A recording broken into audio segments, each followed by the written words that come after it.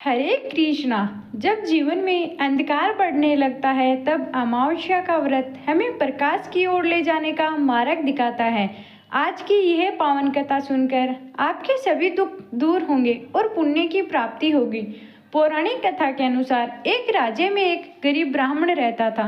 वह पैसों की कमी के कारण उसकी पुत्री का विवाह नहीं हो पा रहा था। अपनी गरीबी से परेशान होकर एक दिन ब्राह्मण दंपति ने एक साधु से उपाय पूछा तो साधु महाराज ने बताया कि आपके पास के कोई गांव में एक धोबन रहती है जो अपने बेटे और बहू के साथ रहती है। यदि आपकी बेटी उस धोबिन की सेवा करे तो धोबिन खुश होकर उसे अपनी मांग का सिंदूर दे देगी, जिससे आपकी लड़की का विवाह जल्द ही तय हो जाएगा।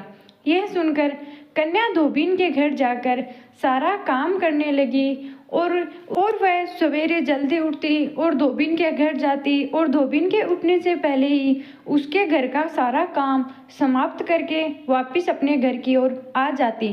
जब इसका पता धोबिन व उसकी बहू को नहीं चला, ऐसा कुछ पता नहीं चला कि घर का काम कौन करके जाता है, तो एक दिन धोबिन ने अपनी बेटे की बहू से पूछा कि तुम इतना सारा घर का काम इतनी जल्दी और सवेरे जल्दी उठकर कैसे कर लेती हो। तो धोबिन की बहू बोली, मुझे लगा कि माँ जी आप ये सारा घर का काम करती है। तो धोबिन अपने बेटे की बहू की बात को सुनकर चौंक गई और उसने नजर रखना शुरू कर दिया।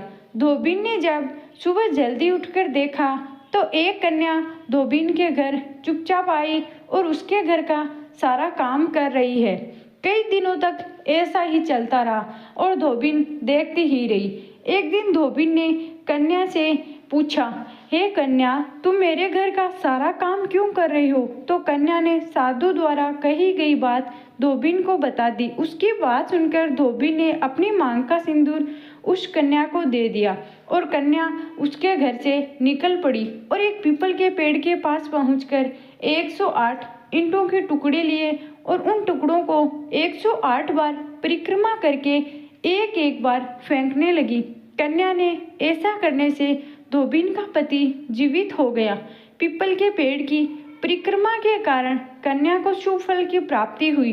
अमावस्या के दिन पूजा करने के लिए सबसे पहले ब्रह्म मुहूर्त में उठकर सभी काम से निर्मित होकर स्नान इत्यादि कर ले।